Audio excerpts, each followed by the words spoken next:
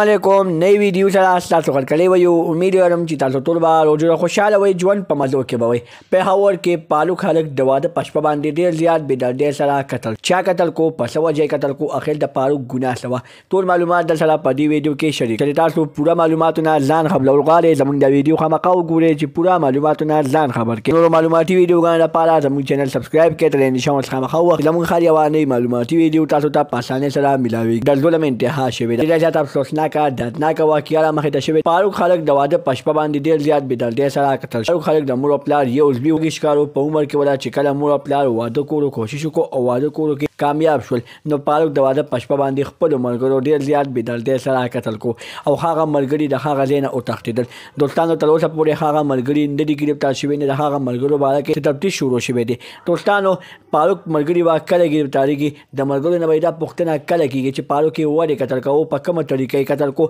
اخر د فاروق ګناه څه وه فاروق خپلو ملګرو ته څه ویلي وو دوستانو فاروق خو په بار ملک کې مزدوري کوله خپل کور به یې ساتلو د مور او پلار خوشحالۍ لپاره به یې په بار ملک کې زندګي کوله بار ملک کې به یې ازاد ایزه باندې تللی و هلته به یې غټ ګاډی چلو د مور او پلار عزت به یې کولو خو دوستانو چې په دې دنیا کې کم کس ښه د عزت زندگی تیروي ښه په شهرت زندگی تیروي نو د هغه کس په دې دنیا کې هیڅ قسمه عزت نه وي او نه د هغه کس په دې دنیا کې څه رزق پاتې شوی دوستانو همدغه رنګې فاروق هم دی موږ به د فاروق باره کې بار بار اواز اوچتوو او د حکومت نه به انصاف باره کې خامخا غوښتنه کوو چې فاروق ته انصاف میلو شي د فاروق مور او پلار په چغو چغو باندې جاري وایي زموږ مولوي سره یې ډېر زیات ظلم کړی دی الله دې د فاروق مور او پلار دا د زړه صبر ورکړي او د فاروق قاتلان دې ګرفتار شي او ښه بدترینه سزا دې ورته میلو شي د نورو معلوماتي ویډیوګانو لپاره زموږ چینل سبسکرایب کړئ تر نشان ورڅخه خامخا ووهئ چې زموږ هر یوه نوې معلوماتي ویډیو تاسو ته په اسانۍ سره میلاویږي والسلام